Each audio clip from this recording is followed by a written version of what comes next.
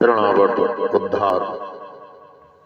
अब आता है तृणावर्त वध का प्रसंग। किसी एक दिवस यशोदा जी श्री कृष्ण को अपनी गोद में बिठलाकर दुलरा रही थी। उस समय तृणावर्त को मारने के लिए भगवान ने अपना वजन बढ़ा दिया। यशोदा जी भार को न सह सकी तो कन्हैया को जमीन पर बिठला दिया और घर के काम में जुट गई। तृणावर्त बवंडर का रूप लेकर आया और श्री कृष्ण का हरण करके आकाश में उड़ चला। भगवान ने अपना वजन बढ़ाया, इतना बढ़ाया वे तृणावर्त को पकड़ा और तृणावर्त के प्राण पखेरु उड़ गए। तृणावर्त जीवम आवर्तयति स तृणावर्तः। रजोगुण का चक्कर ही तृणावर्त है। काम और क्रोध है रजोगुण के पुत्र। रजोगुण मन में आया नहीं कि मन चंचल हो जाता है। तृणावर्त रूपी आंधी मन में आते ही वो चंचल हो जाता है। बुद्धि जब ईश्वर से विमुख हो जाती है तब तृणावर्त रजोगुण मन में घुस जाता है और उसे चंचल बना देता है। यशोदा की आंखों में धूल जा घुसी। जब सांसारिक सौंदर्य को निहारने में सुख मिलने लगे तब मान लेना आंखों में तृणावर्त आ गया है और फिर भगवान दर्शन नहीं देते। कन्हैया धीरे धीरे बड़ा होने लगा। घुटने के बल चलता हुआ वो गौशाला में भी पहुंच जाता था।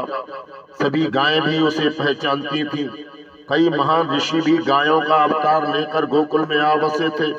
एक छोटा सा बछड़ा था, वो भी छोटा था और कन्हैया भी छोटा ही था। कृष्ण उसे अपना दोस्त मानते थे। वो बछड़ा हम्मा हम्मा करता था तो लाला बोलता था मैया मैया। कन्हैया उस बछड़े से अलग होता ही नहीं था। गाय भी आनंदावेश में बछड़े को भूलकर कन्हैया को चाटने लगती थी। यशोदा को विश्वास होने लगा कि गायों की सेवा की, जिसके फलस्वरूप उनके आशीष से हमें पुत्र मिला है। जो गायों की सेवा करेगा उसे अवश्य ही पुत्र मिलेगा। कन्हैया तो उन गायों और बछड़ों के साथ ही खेलता रहता था। वो गायों की पूंछ पकड़कर खड़ा होने की कोशिश करने लगा। माता कहती थी, अरे कान्हा, बड़ा शरारती है तू, ये गाय तो तुझे मारेगी। कन्हैया का एक और नाम कायम हो गया, वस्त पुच्छावलंबनम। एक बार यशोदा लाला को स्तनपान करा रही थी। उसका सुंदर मुख निहार रही थी। माता का प्रेम देखकर कन्हैया जोरों से दूध पीने लगा। बालक यदि दूध बहुत पी जाए तो माता को चिंता होने लगती है कहीं बीमार न हो जाए अपना लाडला। जब तक वैष्णव के हृदय में प्रेम उमड़ने नहीं लगता तब तक प्रभु भूखे नहीं होते। उनकी प्रार्थना करो, नाथ मैं आपको तो क्या भोजन कराऊं, आप सारे जगत के अन्नदाता हैं। फिर भी मैंने जो थोड़ी बहुत सामग्री बनाई है आप स्वीकार करें। कन्हैया के अत्यधिक दुग्ध पान से यशोदा चिंता करने लगी तो कन्हैया ने कहा, माता तेरा दूध मैं अकेला नहीं पी रहा, मेरे मुख में समाया हुआ विश्व तेरे दूध का पान कर रहा है। कन्हैया ने जमाई लेने के लिए मुंह खोला और यशोदा जी को समग्र ब्रह्मांड का दर्शन कराया। कन्हैया माता से कहता है, तू अकेले मुझे नहीं अनंत जीवों को दूध पिला रही है, समग्र ब्रह्मांड को तू दुग्ध पान करा रही है। भगवान ने सुदामा को अपार संपत्ति दी तो यमराज को चिंता हुई। उन्होंने भगवान से कहा कि सुदामा के भाग्य में दारिद्र का योग है, उसके भाग्य में संपत्ति का क्षय लिखा हुआ है। आपने इतना सारा ऐश्वर्य उसे देकर ठीक नहीं किया है। कर्म मर्यादा भंग होगी, कर्मानुसार ही सुख दुख दिए जाते हैं। प्रभु ने यमराज से कहा, मैं वेदोक्त कर्म मर्यादा तोड़ना नहीं चाहता। जो मुझे भोजन कराता है वो समस्त ब्रह्मांड को भोजन कराता है। एक मुट्ठी भर तंदुर मुझे खिलाकर सुदामा ने सारे विश्व को भोजन कराया है। जो श्री कृष्ण को भोजन कराता है वो सारे विश्व को अन्नदान करता है और उसके नाम पुण्य जमा हो जाता है।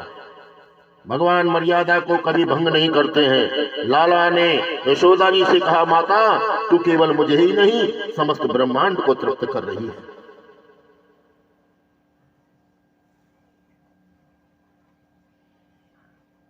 गर्गाचार्य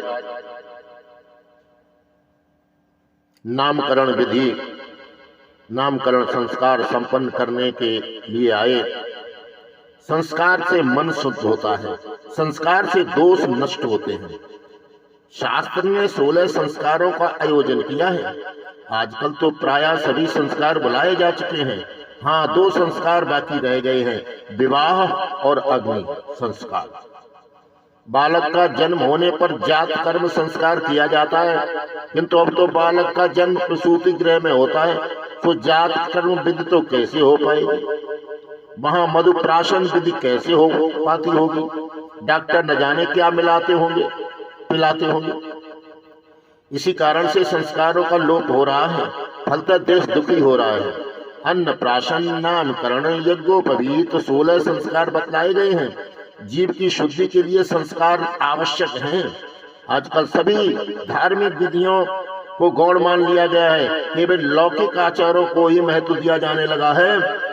ब्राह्मण को कहा जाता है, महाराज पूजा जरा जल्दी करा देना, सारे गांव में बारात को घुमाना जो है। गर्गाचार्य ने कहा, यदि नामकरण संस्कार ठीक से करना है तो आधा दिन लग जाएगा। बाबा तुम तो सारे गांव को बुलाओगे, वे सब यहाँ कर मुझसे जल्दी करने को कहेंगे तो विधि ठीक ढंग से नहीं हो पाएगी। नंद जी कहते हैं, धार्मिक विधि तो ठीक से ही होनी चाहिए। यदि आप चाहें तो मैं किसी को भी नहीं बुलाऊंगा। एकांत में नाम जप हो सकता है। एकांत का भावार्थ है एकमात्र ईश्वर में ही अपनी प्रवृत्तियों का लय होना। मन को पूर्णतः एकाग्र करके ही नाम जप करो। गर्गाचार्य जी के ज्योतिष विद्या की जांच करने की बात सोची गई। श्री कृष्ण को रोहिणी की गोद में बिठाया गया और बलराम को यशोदा जी की गोद में। गर्गाचार्य ने कहा, नंद जी रोहिणी की गोद में बैठा हुआ पुत्र तुम्हारा है, वो हमेशा रंग बदलता आया है। इस बार इसने श्याम वर्ण धारण किया है। वो सभी को मन को आकर्षित करेगा, सभी को आनंद देगा। उसका नाम कृष्ण रखा जाए। वह बालक महाज्ञानी होगा।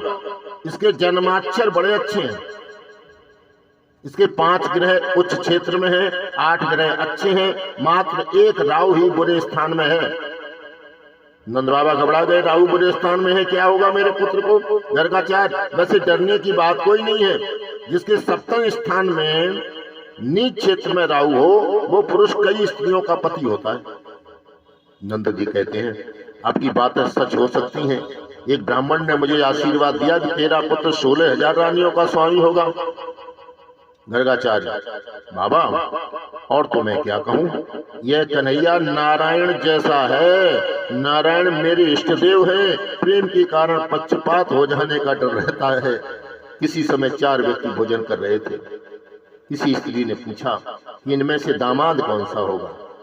एक ने कहा जो शर्मीला है वही दामाद हो सकता है। तो दूसरी ने कहा वो जो अकड़ कर बैठा है वही दामाद होगा। तीसरे ने कहा जब सास जी परोसने आएंगी तब मालूम हो जाएगा। सास जी जब घी परोसने आई तो उन 4 व्यक्तियों में से एक को अधिक घी परोसा, वो दामाद जो था।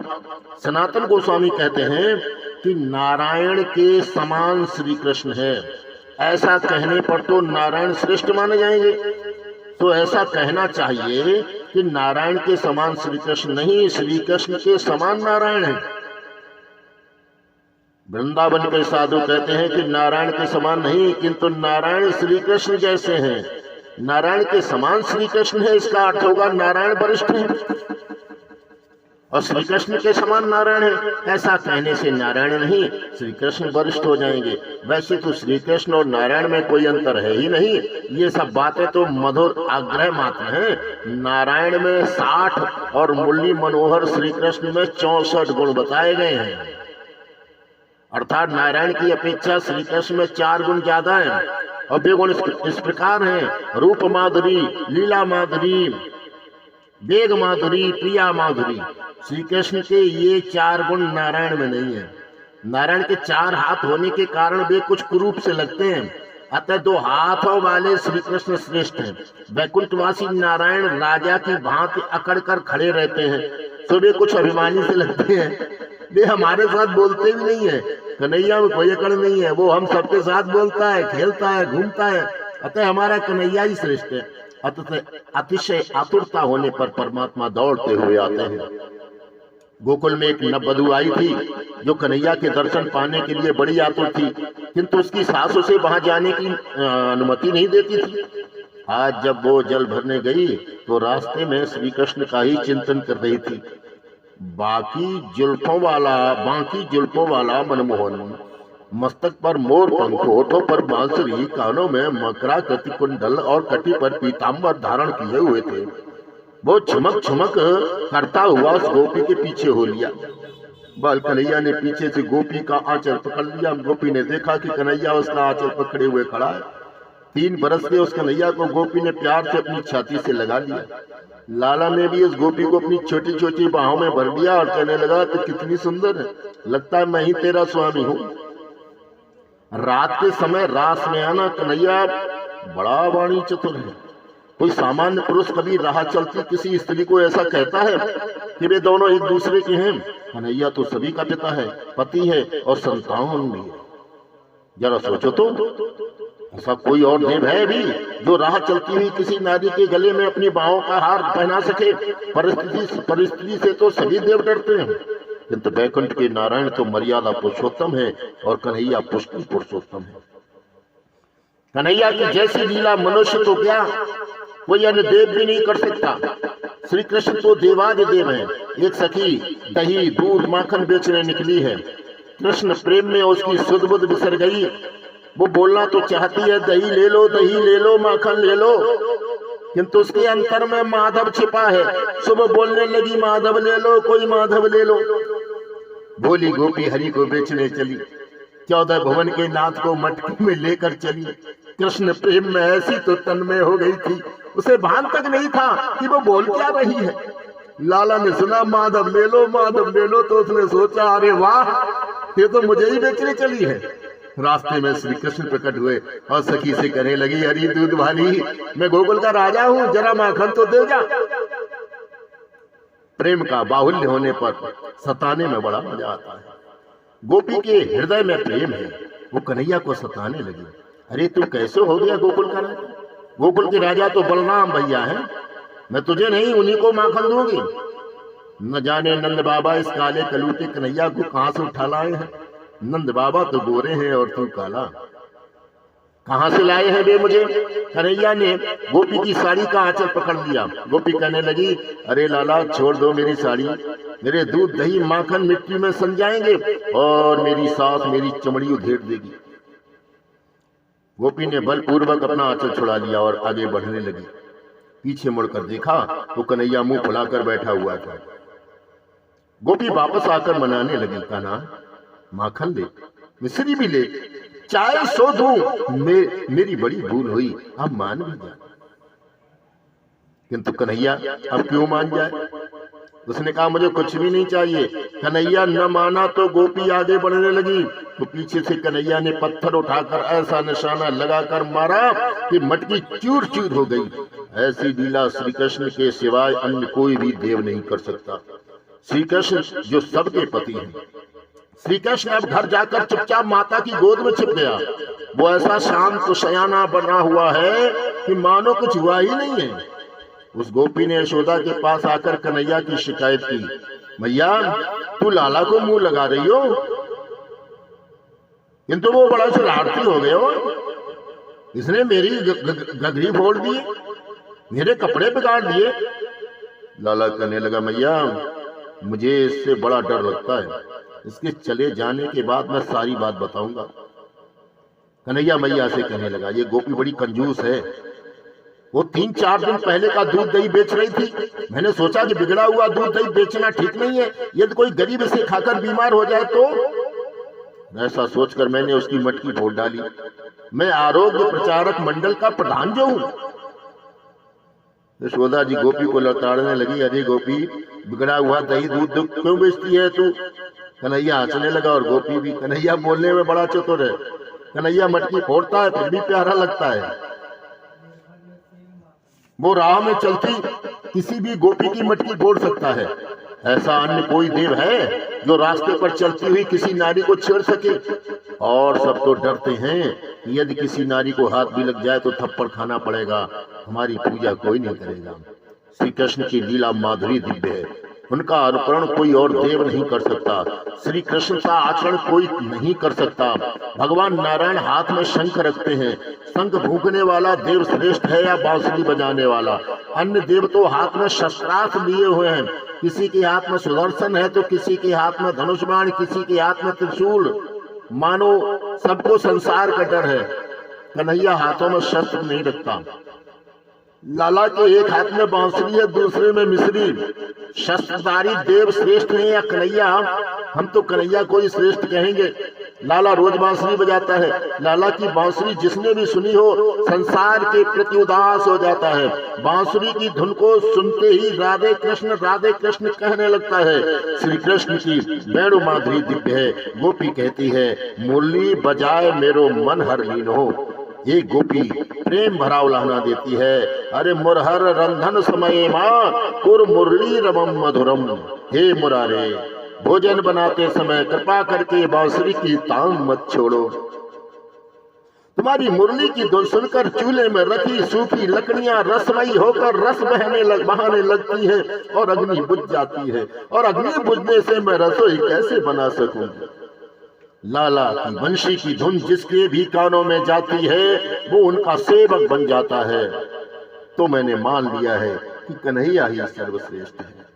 कन्हैया की रूप माधुरी ने भी अनेकों को आकर्षित किया है। निर्गुण ब्रह्म के उपासक स्वामी मधुसूदन भी श्री कृष्ण की मनोहर रूप माधुरी के पीछे पागल हो गए थे। उन्होंने कहा, अद्वैत बीथी पथिकैरुपास्याः स्वराज्य सिंहासन लब्ध दीक्षाः शठेन केनापि भयम हटेन दासो कृता गोप मधु विटेन। अद्वैत मार्ग की अनुयायी के द्वारा पूजनीय तथा स्वराज्य रूपी सिंहासन पर प्रतिष्ठित होने के अधिकार से युक्त हमको गोपियों के पीछे पीछे फिरने वाले किसी शठ ने अपनी इच्छा न होने पर भी चरणों का दास बना लिया है। श्री कृष्ण की रूप माधुरी के पीछे कवि रसगान भी पागल हो गए थे और वो कहते थे, या लकुटी और कामरिया पर राजती हूँ पुर को तजदारों। आठों सिद्ध नभो निधि को सुख नंद की गाय चराय विसारों। श्री कृष्ण की रूप माधुरी दिव्य है। वे तो बैकुंठ निवासी नारायण से भी श्रेष्ठ हैं। यशोदा गर्गाचार्य से कहती है, महाराज भोजन का समय हो गया है, पहले आप भोजन कर लीजिए, फिर आगे बात होती रहेगी। गर्गाचार्य, मैं दूसरों के द्वारा बनाई हुई रसोई नहीं खा सकता। अपना भोजन मैं अपने हाथों से ही बनाऊंगा। पहले मैं जमुना से जल ले आऊं। गर्गाचार्य जमुना में स्नान करके जल भी ले आए। उनके इष्ट देव थे चतुर्भुज द्वारकानाथ। गर्गाचार्य ने अपने ठाकुर जी के लिए खीर बनानी चाहिए। भगवान को खीर भोग लगाऊंगा, फिर प्रसाद लूंगा। मात्र अपने लिए ही बनाकर खाने वाला अन्न नहीं पाप खाता है। सो रसोई बनानी है तो ठाकुर जी के लिए बनाओ। जब सेवा में उपयोग होगा तभी संपत्ति सार्थक होगी। अपने शरीर से भी अधिक प्रेम प्रभु से करो। यशोदा ने सोचा कि ये गर्गाचार्य भगवान को खीर चढ़ाए बिना खाएंगे ही नहीं। तो खीर को ठंडी करने के लिए उन्होंने गर्गाचार्य को सोने की थाली दी। खीर ठंडी हुई तो गर्गाचार्य ने तुलसी दल बिखराकर भगवान की स्तुति प्रारंभ कर दी। शशंक चक्रम सकिरीट कुंडलम सपीत वस्त्रम सरसीरुहेक्षणम सहार वक्षस्थल कौस्तुभस्त्रियम नमामि विष्णुम शिरसा चतुर्भुजम। हे नारायण, हे लक्ष्मीपति, हे वैकुंठपति, खीर आरोगी है। कन्हैया कहने लगा, मैं ही लक्ष्मीपति और वैकुंठनाथ हूँ। गुरुजी शायद मुझे ही पुकार रहे हैं, अतः खाने के लिए मुझे ही जाना पड़ेगा। और सोचकर वो खीर खाने के लिए भागा हुआ आ पहुंचा और खीर खाने लगा। 12 बार माला फेरने में जितना समय लगे उतने समय तक ठाकुर जी के सम्मुख थाल रखा जाए। लाला को मनाना तो पड़ता ही है ना। गर्गाचार्य बोल रहे हैं, ओम नमो नारायणाय। कन्हैया कहता था, महाराज आंखें बंद ही रखना। गर्गाचार्य ने 12 बार माला पराकर आंखें खोली तो देखा कि लाला खीर खाने में मगन है। अरे इस वैश्य के लड़के ने तो मेरी खीर को छू लिया। अरे यशोदा देख तो, तेरा लड़का मेरी खीर खा रहा है। भागी हुई यशोदा आई, देखा तो कन्हैया ने आधी खीर उड़ा दी है और उसका मुंह खीर से सना हुआ है। यशोदा कन्हैया को डांटने लगी, घर में तुझे खाने को मिलता नहीं है क्या? महाराज की खीर क्यों खाई तूने? कन्हैया कहता है, तू मुझे डांट रही है, किंतु मैं करूंगी तो क्या? महाराज ने ही मुझे खीर खाने को बुलाया था। गर्गाचार्य, अरे ना, मैंने वैकुंठवासी नारायण को बुलाया था, इसको थोड़ी बुलाया। कन्हैया कहता है मैं ही तो हूँ वैकुंठवासी नारायण। यशोदा जी, छोटे मुंह बड़ी बात क्यों करता है रे? तू कहाँ का नारायण है? वैकुंठ के नारायण के तो 4 हाथ हैं, तेरे 4 हाथ। कन्हैया, माँ जब तू कहे तो मैं चतुर्भुज हो जाऊं। यशोदा ने सोचा यदि इसने चतुर्भुज का रूप धारण कर लिया तो लोग मानेंगे ये लड़का यशोदा का नहीं, कोई जादूगर है। तो उन्होंने कहा नहीं नहीं, चारों हाथों वाला नारायण के अपेक्षा मेरा 2 हाथों वाला मुरलीधर ही अच्छा है, तू जो है वही रहे। फिर यशोदा जी ने गर्गाचार्य से कहा यह नादान लड़का है, इसकी बातों में न आना, कृपा करके आप फिर से खीर बना लीजिए। गर्गाचार्य फिर स्नान करने यमुना की ओर चल दिए। लाला यशोदा की गोद में बैठकर कहने लगा, माता मैं कोयल की वाणी बोल सकता हूँ। और वो कू कू कहने लगा। सभी को बड़ा आनंद हुआ। कन्हैया जब आंगन में खेलता है तो उसे देखकर मोर भी आनंद से नाचने लगते हैं। कन्हैया माता से कहता है मैं भी मोर की भांति नाच सकता हूँ, और वो ठुमक ठुमक कर नाचने लगता है। यशोदा कहती बेटा तूने ये नाचना किससे सीखा है? कन्हैया, माँ मैं तो तेरे पेट से ही सीख कर आया हूँ। माँ उस मोर के पीछे जो है वो कौन है? माता वो मोरनी है। तू जानता है कि मोरनी किसे कहते हैं? मोरनी तो है मोर की बहू। कन्हैया, माँ मेरी बहू कहाँ है? कन्हैया अपनी अद्भुत बाल लीला से सभी को आनंद दे रहा है। गर्गाचार्य ने फिर खीर बनाई। लाला ने प्रयास करने की सोची, वो माता की गोद में सो गया। यशोदा जी ने सोचा चलो अच्छा ही हुआ, लाला सो गया है, अतः महाराज शांति पूर्वक भोजन कर सकेंगे। गर्गाचार्य ने खीर पर तुलसीदल बिखेरा प्रार्थना करने लगे। तुदीयम वस्तु गोविंदम तुभ्यमेव समर्पये।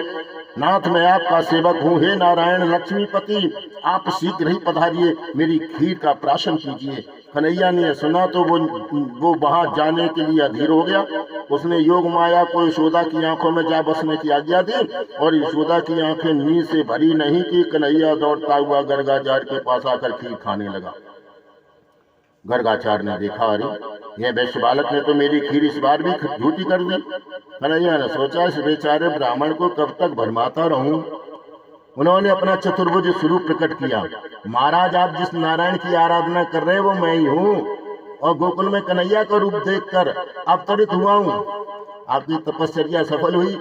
गर्गाचार्य ने सानंद दर्शन किया और स्तब्ध से हो गए। सोचने लगे कितना अच्छा हो यदि प्रभु मेरी गोद में आ बैठे। कन्हैया गर्गाचार्य की गोद में बैठ गया है और कहने लगा, महाराज अब तो आप भोजन कीजिए। गर्गाचार्य, जब मेरे इष्ट देव ही मेरे मुंह में कौर रखेंगे तभी मैं भोजन करूंगा। कन्हैया ने गर्गाचार्य के मुंह में एक कौर रख दिया। गर्गाचार्य ने माना उनका जीवन सफल हो गया। इधर यशोदा की नींद टूटी तो उन्होंने देखा लाला गोद में नहीं है। अरे कहाँ गया वो? उन्होंने देखा कन्हैया तो गर्गाचार्य की गोद में बैठा हुआ है। गर्गाचार्य कहते हैं, यशोदा बड़ा पुण्य किया है तूने, मेरे नारायण ही तेरे घर में पुत्र रूप में पधारे। लाला ने सोचा गर्गाचार्य ने बाड़ा फोड़ दिया है। यशोदा का भाव तो वात्सल्य भाव है, वात्सल्य भाव ऐश्वर्य विरोधी है। कन्हैया ने सोचा गर्गाचार्य की बात यशोदा के मन में जम गई तो वो मुझे लाड़ प्यार नहीं करेगी। मैं तो प्रेम दान करने और प्रेम रस का पान करने के लिए ही गोकुल में आया हूँ। उन्होंने माया को आज्ञा दी, माता को मेरे वास्तविक स्वरूप का ज्ञान होने न पाए। यशोदा को भुलावे में रखने के लिए कृष्ण ने माया का आवरण ओढ़ लिया। आदि माया तो श्री राधिका जी का ही स्वरूप है, वो कृष्ण को मोहोत्पन्न करती हैं। वैष्णव मतानुसार माया के 3 स्वरूप हैं, स्वमोहिका, स्वजन मोहिका और विमुख जन मोहिका।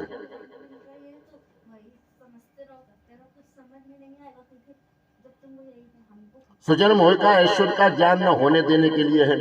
विमुख जन मोहिका जो हम सबको फंसाती है, जो ईश्वर के स्वरूप को भुला देती है, वही विमुख जन मोहिका माया है। अब माखन चोरी लीला का वर्णन भी कर